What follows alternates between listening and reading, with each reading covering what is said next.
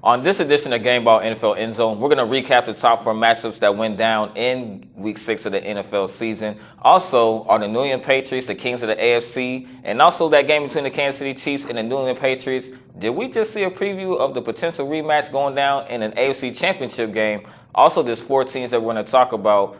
Are their records necessarily reflective of who they are? And also of those teams, who's kind of disappointing this season? We're going to talk about that and, of course, give you the top 4 matchups to look out for in Week 7. It's going down right here. We're already midway, just about, through the NFL season. But you already know us. The football season never ends. It's right here, Gameball NFL Endzone, and it begins now.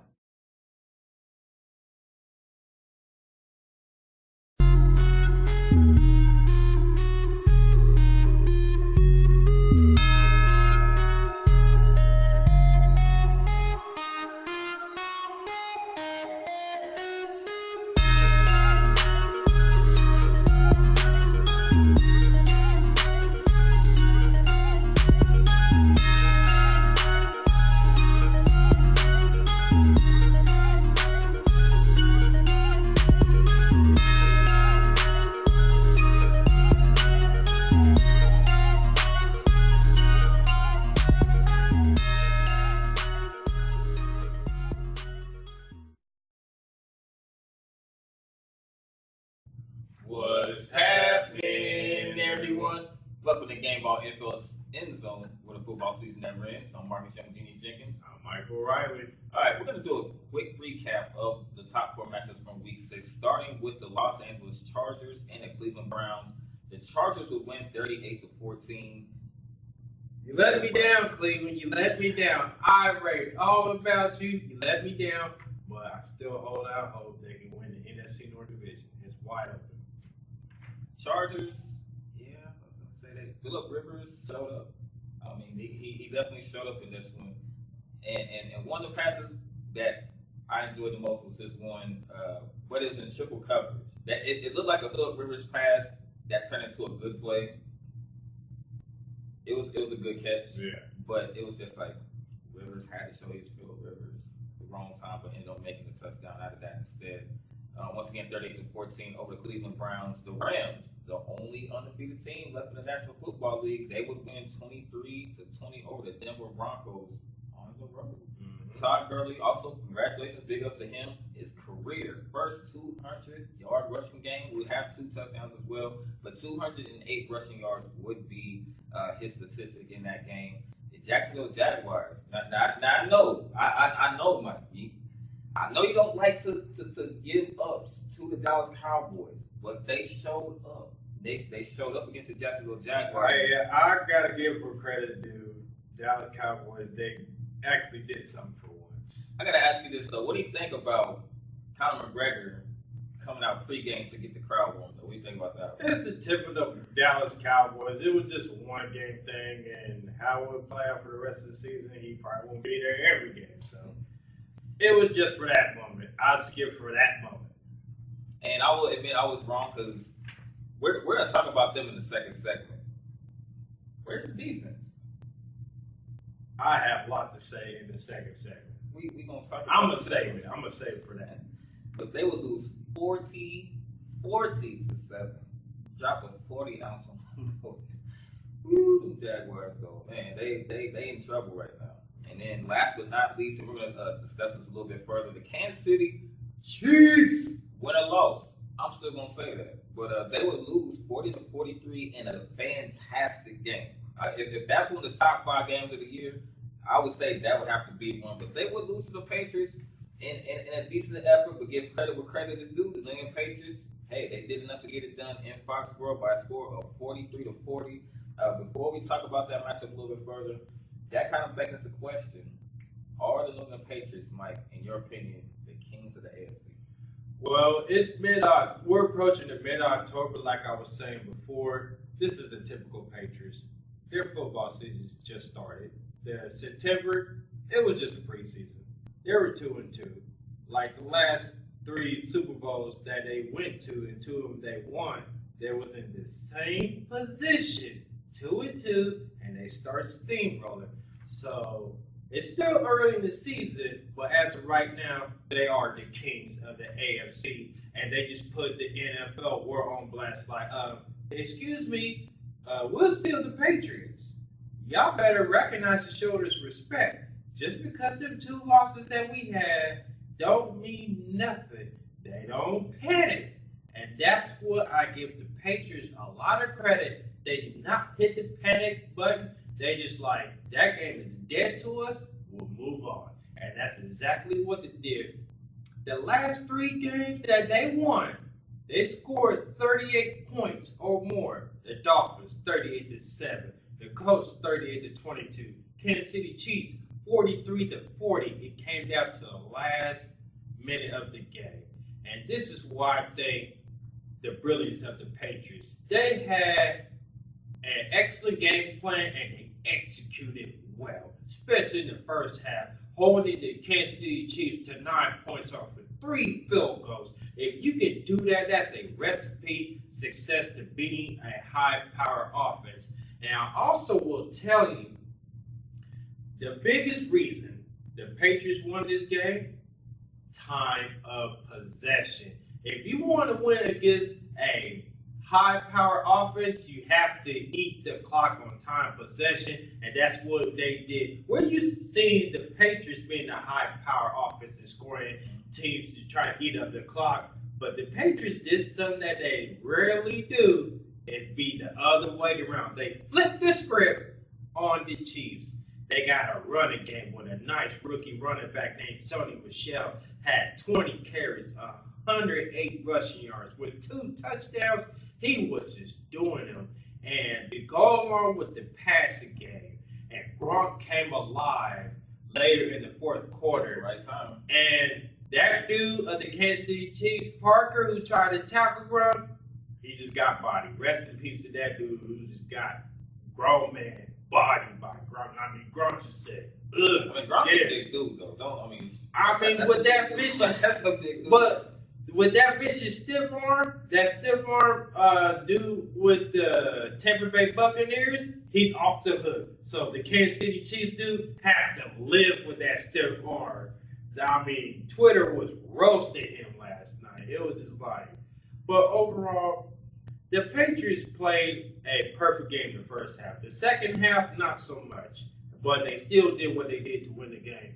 And give the Patriots defense a lot of credit. The first half, they forced Patrick Mahomes to be a rookie. Especially with that interception that Dante Hightower had when he slid in and Travis Kelce make that nice grab and almost had a touchdown for it. That was well executed to perfection. They did 0 coverage. I thought they was going to play a 4-1-7 coverage, whatever. 0 coverage is you pressure, all-out pressure in the middle, and you trust your secondary to make the plays. We're not going to let Travis Kelce beat us. And that's exactly what the Patriots did. They jammed him up. They beat him up at the line of scrimmage. Travis Kelce had 5 catches for 61 yards. That was a pedestrian night for Travis Kelce. If you can stop him, you can win this game. Of course, they're going to give up big plays against Tyreek Hill. But that one touchdown they gave up with 12 seconds in coverage, Harmon was there, but he was scared to tackle Tyreek Hill because Tyreek Hill was so quick. But if that was me, I would have took a chance and went up for the interception. If I get beat, I just get beat. You have to learn how to trust your instincts. So they'll go over film and watch that, correct some of their mistakes, and move on. But the Patriots executed a well game plan to beat the Chiefs. Not the second half, but the first half, they forced 2 interceptions against the Chiefs' offense and make Patrick Mahomes look like a rookie. Because you see how Patrick Mahomes was rattled. Because if you can keep him inside the pocket, he's not that good. But when he's outside, he's dangerous. So at the last half, instead of settling for a field goal, he was trying to go for the home run hit, and that can get you killed. And that's exactly what they did. Deron Hobbit with a perfect interception. Patrick Mahomes is going to have to learn to go with his checkdowns. I mean, he takes risks. He wants to go for the home run hit, but it does not hurt to go for checkdowns and live another down for the day and take 3 points. They already had the ball going to halftime. If they would have kicked the field goal and then scored a touchdown on top of that, it would have been a different ball game. But that's what the Patriots do. They will let you make the mistakes, and Belichick plays my games very well. So as of right now, they are the kings of the AFC. And your thoughts?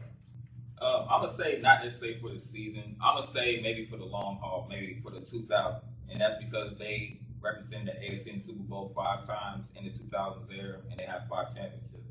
And that's how I would answer that question. I still think there's a lot of seasons left to be played. The game that I watched, I feel like the Kansas City Chiefs let the Patriots off the hook, and I'll say this for this reason: you were outgunning the Patriots. You beat them in the third quarter 17-3, which means you held Tom Brady in check. The Patriots only scored 3 points in the third quarter. 3 points. 3 points. So what I'm trying to say is I feel like the defense let Tom Brady, and I've seen this over and over again, if you let Tom Brady off the hook and you let them have any chance to drag the ball down the field, you're going to pay for it, and that shows you a seasoned team. And that's what I saw last night in the Patriots. It was time possession. I feel like the Kansas City Chiefs should have won that game, and they let them off the hook. Patrick Mahomes, 4 touchdowns compared to Tom Brady's 1 touchdown. 352 yards passing. Tom Brady had 340, but that's Tom Brady. I see a potential great quarterback in Patrick Mahomes that, like you said in that first half, they got out to that slow start, but they do like a lot of teams do, and I've even seen this in Super Bowls.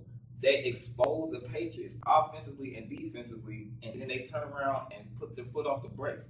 The Chiefs defense put Tom Brady in check, and when teams do that, I don't understand why. They sit there and they slack off like we got this good. When you had them on the heels, you were only down 23-20 going into the fourth quarter. The fourth quarter, they let the Patriots score 16 points, and they lost in the fourth quarter 14-16. And I'll also tell you what hurt y'all the most. Y'all scored too quickly on that Tyreek Hill pass. I would agree. That killed y'all. I would agree. Because with 3 minutes left and 3 timeouts for the Patriots, it's a wrap. 9 times out of 10. You give Tom Brady that kind of time, and check this out. They didn't even use timeouts. They just drained the clock. Very true. You know the old school 2-minute warnings. Mm-hmm. They will hurry up offense, hurry up, this and that. The Patriots, they're chill. They relax. They're not rushing. They're just draining clock. Because when you drain clock, you keep the Chiefs offense on that sideline. And that's exactly what the Patriots did for most of the line. Keep Patrick Mahomes on that sideline. Frustrated. I never see Patrick Mahomes frustrated sitting on that bench and watch the other teams go along. See, going forward, could this be a potential rematch? Let's pump the brakes on that one. We can't declare this is the AFC Championship matchup because there's still a lot of season to go. And the Chiefs, when I looked at this schedule today, it's going to be very difficult. They got the Bengals who can play, can put up some points. They got the Baltimore Ravens defense who is on to shut down the Tennessee Titans 21-0. Then you still got the Chargers. You cannot sleep on the Chargers because once they get Joey Bosa back, offense, you can't double team Melvin Ingram. You got them with that boy Joey Bosa, and they still got Denver. They still got Oakland. Despite Cleveland losing yesterday, Cleveland's defense is legit. So they still got Cleveland, and Cleveland can catch you off guard any day. That's been proven the first few weeks of the season. So, and they still got Seattle Seahawks, and they also got the Los Angeles Rams, who is outstanding so far in the NFL. Still undefeated. So I see 2 possible 3 losses going forward for the Chiefs. So if I'm the Chiefs, you can't settle for less now. You can't relax. You have to be a little bit aggressive, but sometimes being aggressive can cost you. And you can't rely on the passing game too much, as we saw last night. The running game, Kareem Hunt did his thing. He had 90 yards running. But the passing game, he was sensational. But going forward, you have to be balanced on offense. New England showed you why they are always in the run for the Super Bowl because they are balanced. They finally found their running back, and Sony Michel replaced Dion Lewis, who is, I think, my opinion, is better than Dion Lewis. They let Dion Lewis go, and look what Sony Michel's doing. He had last 3 weeks, 300 yards, 112 yards against the Dolphins, 98 yards against the Colts, and 106 yards against the Chiefs. That's over 300 yards rushing. And I don't know how many touchdowns he's had, but this boy is balling. Then you got White coming out of the field, especially in the pass game. Tom Brady's like, throw it, White, bang, bang. So going forward, we'll pump the brakes and let's see how the Chiefs play out. Because if the Chiefs lose 2 out of 3, they're in trouble and they could potentially lose home field advantage. They do have a tough schedule coming up. Like I said, their offense, I don't think there's a defense. If they abuse the Patriots defense and they let them up for 40 points in Foxborough, I can't see a Bengals and I can't see a Browns having an answer for them. The Patriots didn't have an answer for them. I can't see those teams. But I will say this, I agree with you. Like I'm getting out the car. I'm not even just pumping the brakes. I'm putting it in park and I'm hopping out the car. And also, what the other teams is going to start doing, like, oh, this is how you beat the Chiefs. The teams is going to start piggyback riding off what the Patriots did against the Chiefs and put in their playbook to emulate to see if they can do it. The Denver Broncos had a chance. They didn't do it. The Jacksonville Jaguars, they had some of a chance, but that chance was ugly. But the Patriots, they had a chance and they did it. Especially in the first half. They beat up Travis Kelce and left him on an island. Travis Kelce made a few plays here and there, but it wasn't like the Travis Kelce. The Patriots shut down Travis Kelce, who had 5 catches for 61 yards. They already know that Tyreek Hill, they can't cover him with his speed. But if you take Travis Kelce away, that forces the Chiefs' offense to be a different offense. And that's exactly what the Patriots did. So going forward, what teams are starting to play the Patriot football time of possession. Because going against the Bengals, you got Joe Mixon and Giovanni Bernard, one of the 2 best running combos in the NFL. How are they going to do? The Chiefs' run defense is terrible. Terrible. They gave up 175 yards total rushing yards last night. Going forward, how will they stop a run? The defense is definitely an issue, and that's been their issue the whole entire season. And they're going to get some of their players coming back, Justin Houston, but Eric Berry, it's a different type of injury. It's Achilles heel. I don't know how he's going to respond. And hamstrings, it's a hit and miss.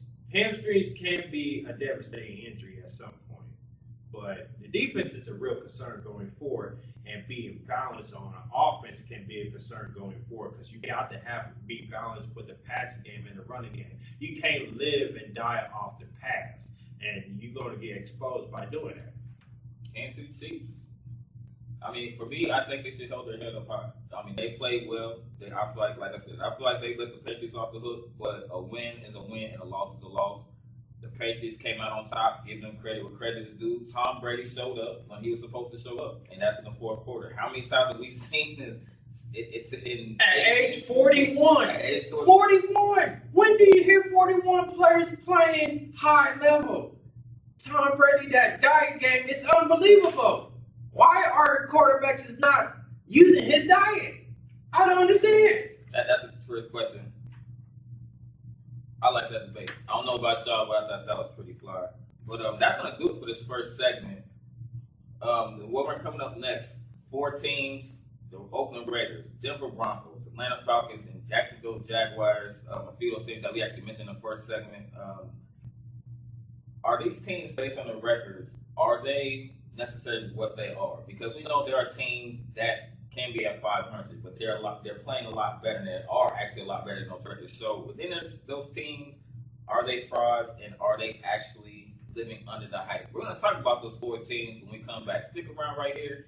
Gameball, NFL, Endzone. We're just not getting started. We'll be right back. Don't go anywhere. Stay tuned. Yes, sir.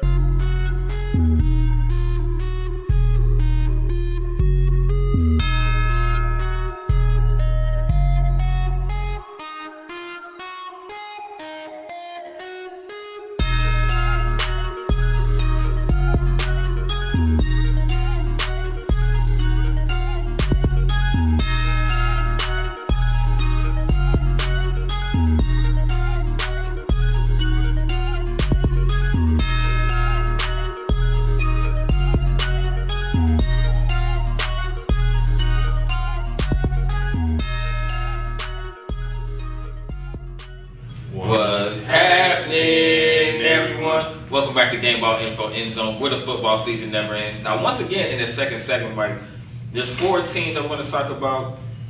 Are these teams really what they are? And which of these teams are frauds and not living up to the hype? Let's start with the Oakland Raiders right now. We know this is the first year back for head coach John Gruden. The Raiders right now are sitting at 1-5. What do you think about this team? Are they better than that 1-5 record, or are they not living up to the hype? Well, they're not living up to the hype. And they're not frauds, but because John Gruden, he has coached for 10 years, and everybody was like, he's going to get this thing back together, blah, blah, blah.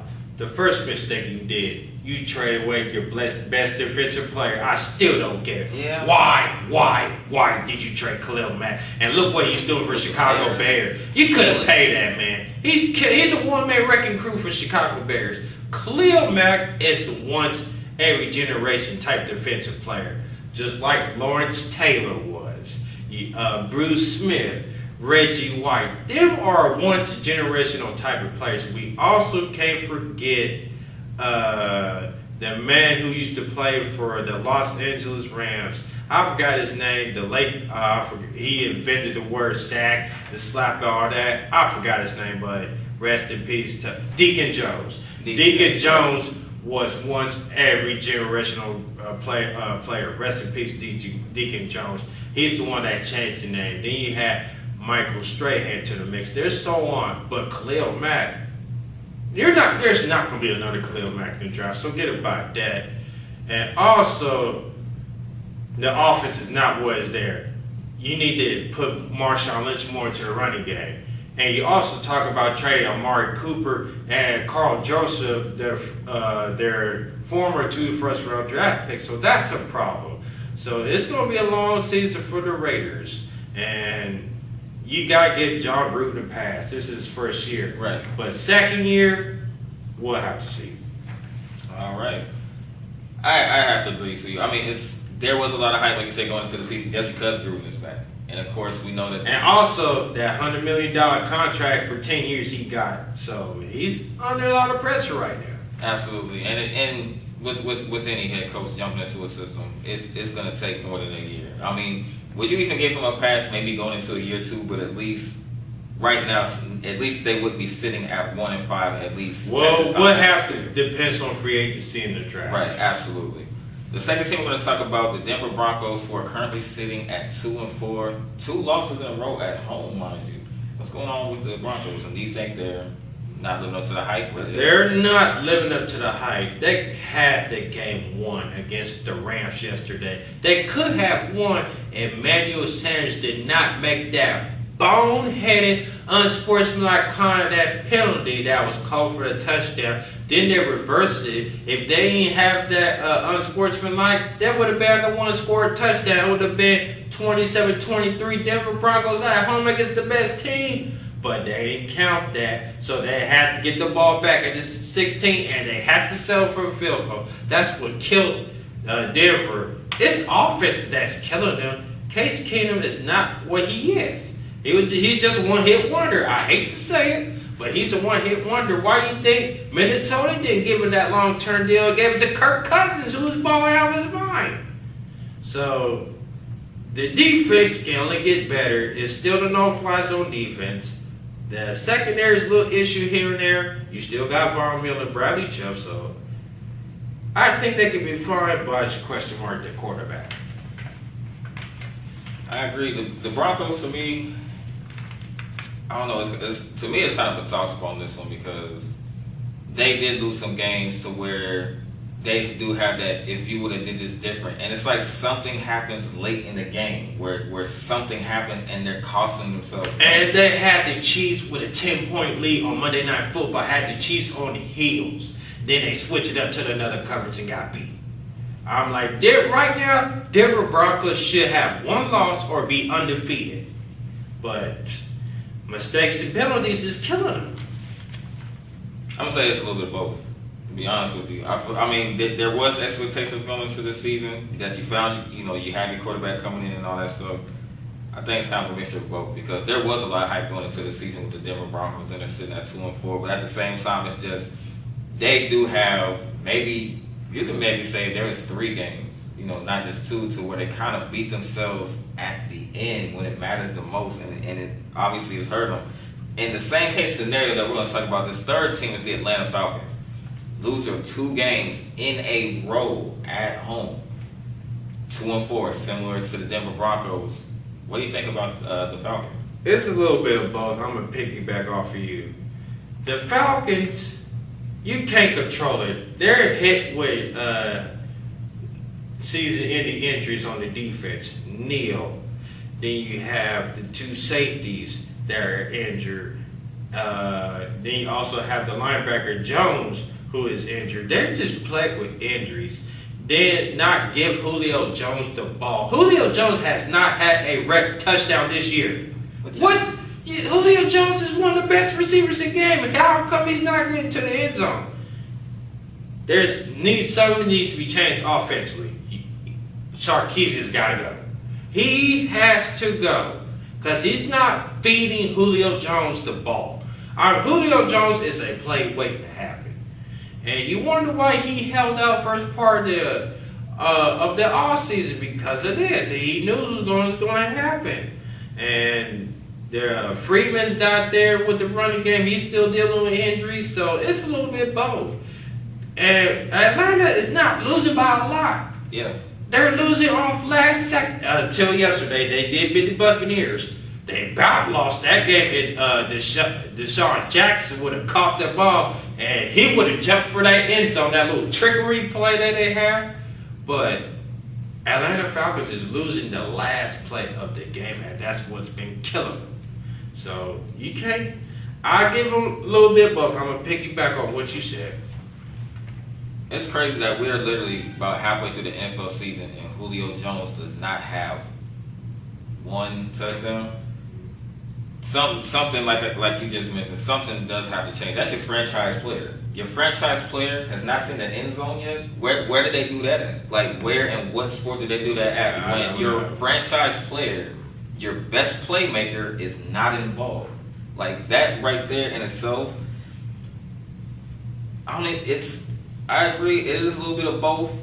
They are a lot better than what they are. I'll say it's more of that than not living up to the hype. I think it is. They're a lot better than that 2-4 record. They have got to find a way to get Julio Jones involved in that offense. They would have to find a way. I don't care if Julio Jones is covered by 3 defenders. Attempt to get this man involved. He's 6'3", 6'4". His vertical game is unbelievable. And you still can't find a way to get in the end zone. I just don't get it. Unacceptable. Now, this is, I want to hear your take on this one. The Jacksonville Jaguars came into the season, hype could be the best defense in the National Football League. And early during the season, they showed flashes of that. Indeed, they were living up to that hype. Now he's sitting at 3-3, and they got stomped by the Cowboys. Now, you're supposed to have the best offense. You allow the Dallas Cowboys and Conor McGregor to come up in here in March and put up 40 points on y'all. Do you think this team is not living up to the hype, or they're not? They're not living up to the hype. I'm going to be really honest. The Jacksonville Jaguars are a bunch of damn frauds. Y'all have been fraud by the Jacksonville Jaguars. And the last 2 games, they got destroyed. They lost 30-14 against the Chiefs. They lost 40-7 against the Dallas Cowboys. That is 70 points in 2 weeks. The number 1 ranked defense, 2 weeks. And everybody's trash talk, especially Jalen Ramsey, who's a good player. But boy, shut your mouth. You all there talking about quarterbacks is bum, this and that. Tyreek Hill just a special team player. Well, you got ate up by Tyreek Hill last week, didn't you? And first week of the season, you got ate up by Odell Beckham Jr., didn't you? Then you got ate up by a sorry Dallas Cowboys. How you let Dallas Cowboys, the most sorriest team in the NFL, spit? Because inconsistent year in year out for the last 7 years. They haven't won a Super Bowl since '95. Since the last time I had hair on my head, I was 10 years old, 11 at the time. You let the Dallas Cowboys put up 40. You are a fraud. The Jacksonville Jaguars are frauds. And Blake Bortles is a catastrophic quarterback. I'm going to say it, his numbers are catastrophic. Last 2 weeks, what has he done? Turnover, turnover, turnover, one touchdown. Turnover, turnover, turnover, another touchdown. Turnover, turnover, so on, so on. Jacksonville Jaguars cannot win with Blake Bortles, and you wonder why they did not give him all that money. They need to let Blake Bortles go and start over. Because the Jacksonville Jaguars, what's hurting them is not having Leonard Fournette. Because he suffered a hamstring injury. And what's more important, they're dealing with injuries, especially they're dealing on wide receivers and offensive lines. But they're frauds. Talking all that smack. And the last 2 weeks, yeah, including Tennessee Titans, yeah, they're frauds. I must say, the Jacksonville Jaguars are a bunch of frauds, and they might not even not make the playoffs. So I'm just gonna leave it at that. But Jacksonville Jaguars are frauds. I mean, I'm not gonna say much into it. As of late, they've looked absolutely terrible. Blake Bortles, yeah, he's overrated. I think last year's run definitely created that hype because he did have a good run in late in the season last year. But it's not even Blake Bortles in the offense. It's more the defense and all the hype that everybody was giving him. And then look at him, like you mentioned, you pointed it out: 70 points in 2 weeks. Like what? Like what happened? How do you lose 40-7 against the Dallas Cowboys? When has the team lost 40 points to the Dallas Cowboys? When was the last time the team has lost to the Dallas Cowboys by 40 points? Exactly. My point taken. So you're sorry and you're a fraud. Got nothing else to say. That's going to do it for the second segment of Gameball NFL Endzone.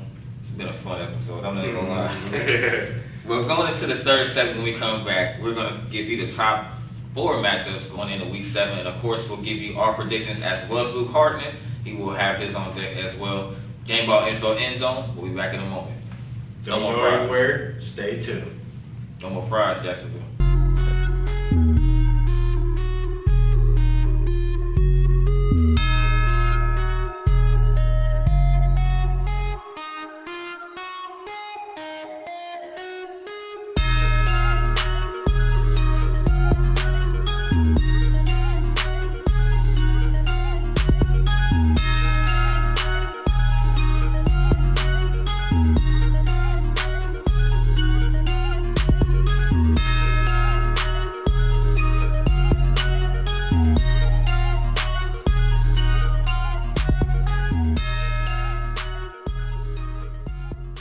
What's happening, everyone? Welcome back to Gameball Info Endzone, where the football season never ends.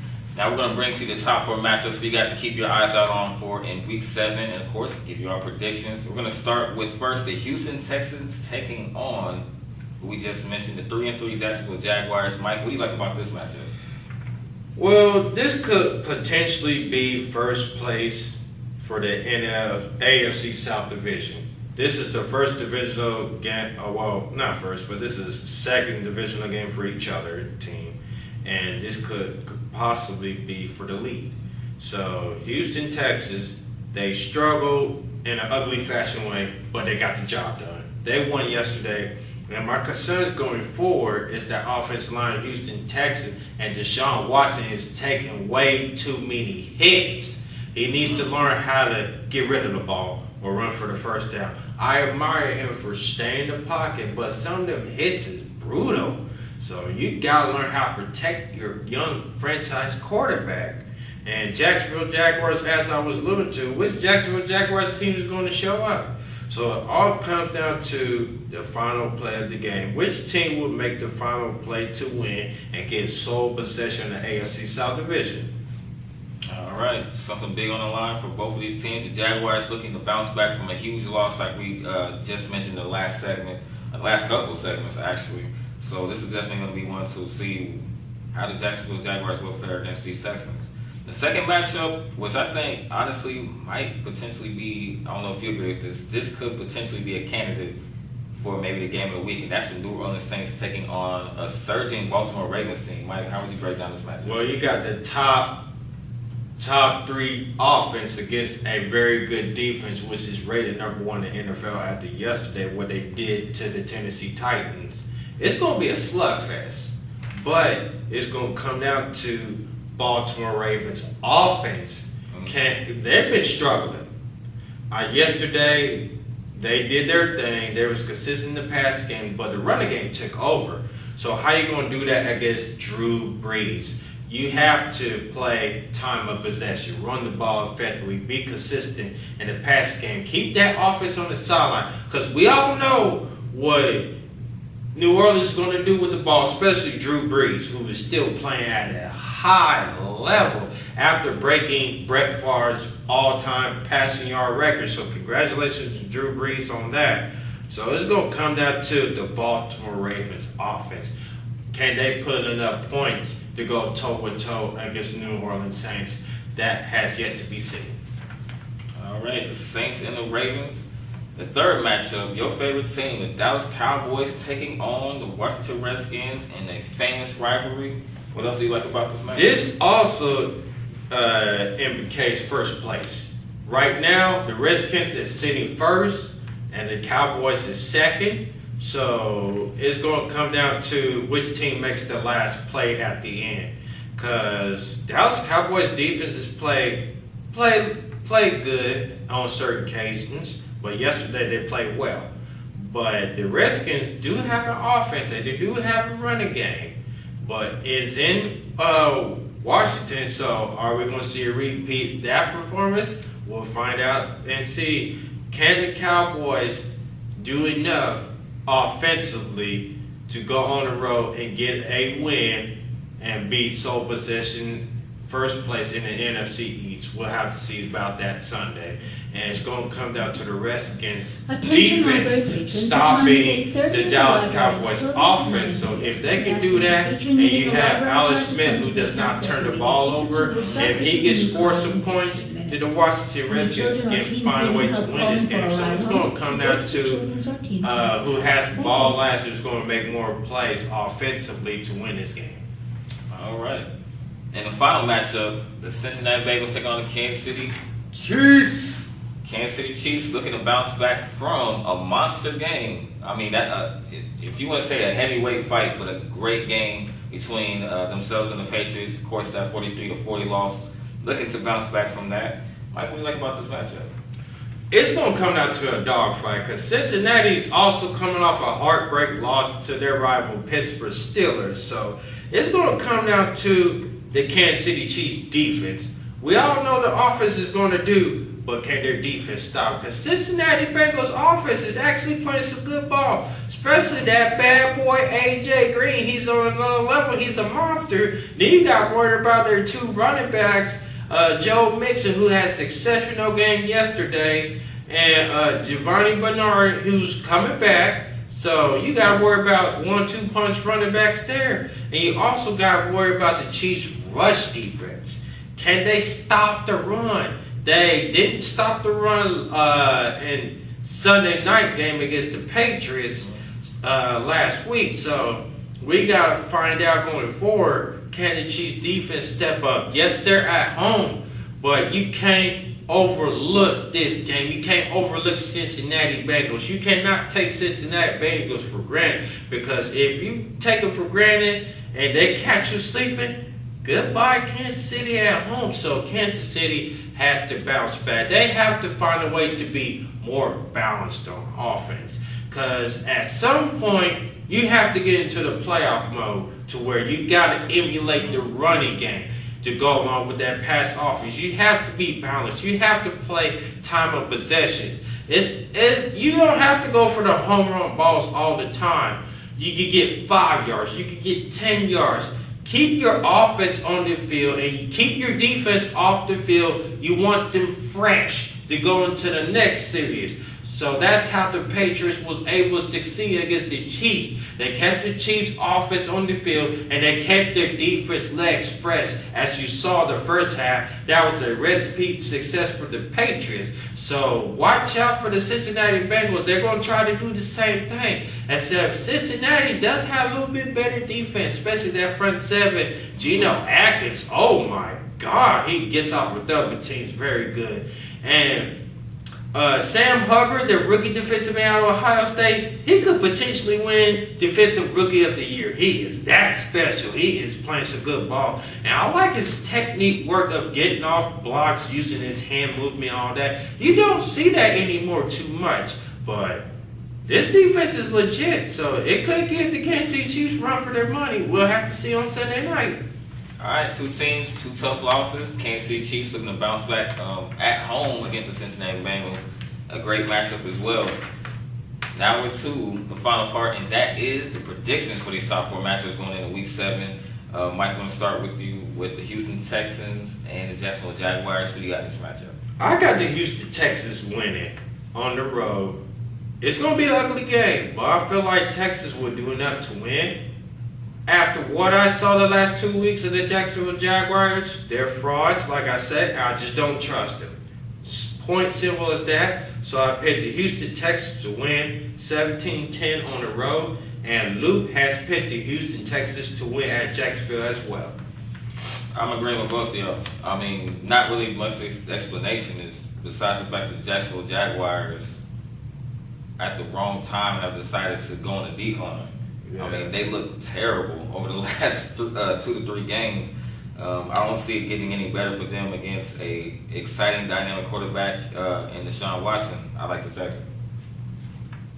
Second matchup, New Orleans. The Saints taking on the Baltimore Ravens. So you liking this one? I like the New Orleans Saints to win this game. I just think too much offense of the Saints would expose the Ravens defense, because the Saints, they just play quick ball. They got Mark Ingram back along with Alvin Kamara. That 1-2 punch running back is going to be difficult for the Ravens to stop. And Drew Brees is going to make enough plays to win offensively. I just trust the Saints overall to win this game. I don't trust the Ravens offense with Joe Flacco the way they've been playing. They're terrible offensively. But they did the job that they did yesterday against the Tennessee Titans. I give them the benefit of the doubt. But I just don't trust Baltimore Ravens. So I'll go to New Orleans Saints to win on the road, score of 31-14. And Luke is picked the Ravens to beat the Saints. Little head scratcher there. I mean, I get that pick because they have been surging lately. I mean, I've never really been a fan of the offense for the Ravens. I mean, we know that the superstars historically have always been centered around the defense. Yeah. I've never really been someone to really trust Joey Flacco on a consistent basis, because you never know how he's going to perform week in and week out. One day he could be a little solid and get you 150 yards and a few touchdowns. The next he could throw 2 or 3 picks. You never really know, but their offense has always been really inconsistent. And because of that, like you mentioned, the running game of the New Orleans Saints, when you have 2 running backs that can pound the defense, that in itself will create problems, and that's always going to open up Drew Brees. And Alvin Kamara is something special. Yes, he can run between the tackles, but his lethal speed is something you can't teach. I like the New Orleans Saints. I think Drew Brees is going to get 330 yards passing. I think he's going to throw for 3 touchdowns, at least minimum, in this game. Your boys, the Dallas Cowboys and the Washington Redskins. Who you like in this one? I like the Washington Redskins to win at home. They got the confidence going, and the defense played well enough to win against the Panthers yesterday. Offensively, they made way more plays. I just don't trust the Dallas Cowboys consistent enough to win back-to-back games. Last time they won back-to-back games was Pratt Descott and Ezekiel Elliott's rookie season. I haven't seen it since then. So, last week, a couple weeks ago, yeah, but as of right now, I don't trust the Dallas Cowboys, so I would expect Washington Redskins to win, score of 20-13. And Luke picked the Washington Redskins as well to win over the Dallas Cowboys. I'm kind of tossed between this one. Not necessarily because of how the Cowboys beat the Jaguars. Ezekiel Elliott and Dak Prescott have so much potential. We know Ezekiel Elliott is living up to it. He's a leading rusher. I'm gonna say, they are on the road. I'm gonna say, I'm gonna say the Dallas Cowboys will find a way to get it done. And I'm not saying because of how they played last week. If they can get Ezekiel Elliott, if they can get him going early, I think they can find a way to get this done. It's going to be close. I think it's going to be a last-minute drive. I think Dak Prescott will find a way to get it done off of a last-minute drive. I think they will win by a score of 28-21. I got the Cowboys. I'm about to have a heart attack. I can't breathe. Did I just hear what I just hear? Lord, forgive me if I go. It's all Marcus's fault for picking the Dallas Cowboys. Get this man some healing. Oh man, I cannot believe he did it. No, truthfully, I mean, I can see it happening. I mean, it's going to come down to the management of the offense, and we know that Alex Smith is there, and he's really conservative with the ball. I'm going to be like Red Fox. I'm coming to join you. I'm a stable son. I'm having a heart attack. Lord, come here. I don't want to go. Yeah, I'm coming to join you. I just say if Dak Prescott can get going, if Ezekiel Elliott can get going early, I think he can pound that defense. I think he can pound the defense, which will open it up more offensively for the Dallas Cowboys. I think so. That's just my opinion. I think so. I'm not gonna say it's gonna be a high octane offense that the Cowboys are gonna put on, but I think they'll just do just enough to get it done on the road. That's just my opinion. But moving forward, the final matchup we're going to talk about, the Cincinnati Bengals on the road in Arrowhead Stadium taking on them Chiefs. Mike and Luke. I'm going to reveal Luke's pick first. Luke has the Kansas City Chiefs bouncing back when they're at home. And I also have the Kansas City Chiefs bounce back when at home. But it wouldn't surprise me if the Bengals won. Just because of what teams is going to try to start copycatting off the Patriots. It's going to be a slugfest. But I'll say Patrick Mahomes gets enough done, but going forward, you have to be careful. You have to be more balanced offensively. So I give the Chiefs the win because they're at home by a close one, 30-27 on a late field goal. But I don't like where the Chiefs defense are playing right now, and they're giving up 100 yards rushing. That could be a concern. I picked the Chiefs to win, but it would not surprise me if the Bengals upset the Chiefs to win on the road. I agree with both of y'all. I think the Chiefs will win. This is an interesting game for me because I'm interested to see what they learned against the Patriots and how they will bounce back. You went into Foxborough and you put up 40 points. And the thing for me is that Chiefs crowd, we already know they're going to be hyped. They're already going to be emotional over the Patriots' loss. That offense, they have too many weapons. Nobody's going to be able to defend that offense. It's the defense that always just, I don't know what it is. It's rare that you see a Chiefs defense that is just flat out terrible. And granted, there are some injuries here or there, but this defense is horrible. And it really is going to come down to points again. And I think that the Chiefs will get it going early.